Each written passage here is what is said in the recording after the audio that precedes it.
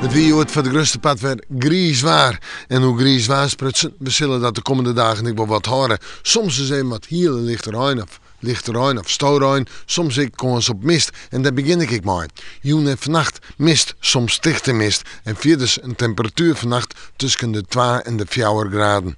De wind komt nog altijd in het zuidelijke richting en die is zwak of matig. En die mist betekent dus een duidelijke waarschuwing voor het verkeer, want op plekken kan zelfs dichte mist van komen. Morgen, we beginnen in de maand nog maar de kans op mist. Daarna hebben we bewolking, is even rein, is lichte rein, droge perioden, temperaturen zomaar bij de 8 graden heen. En de wind nog altijd in het zuidelijke richting en die zal zwak of matig wezen. Ik denk dat de wind letter alweer naar het oosten gaat. En dan het fruitsjoch. Het weekend, sneeuwen en snaaien. Ja, sneeuwen, ik werd een dag maar een protte bewolking, wat lichte rein. In de maand nog wel kans op mist. En dan zetten we op de snaaien. Ik werd een meest bewolkte dag, uit een trog rein, lichte rein. Ik werd droge perioden.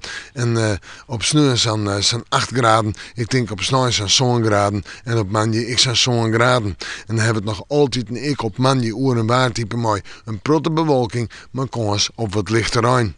En dan komt die koude lucht staat gewoon wat dichterbij. De wind gaat ik om naar het oosten toe en de nachten worden dan niet kouder. En ik denk dat wij vanuit dat een beetje tiege of wijze toch een aantal koude dagen krijgen met frost in de nacht en heel misschien op wijze wel de eerste sneeuw. We moeten morgen maar weer even in het waarsje.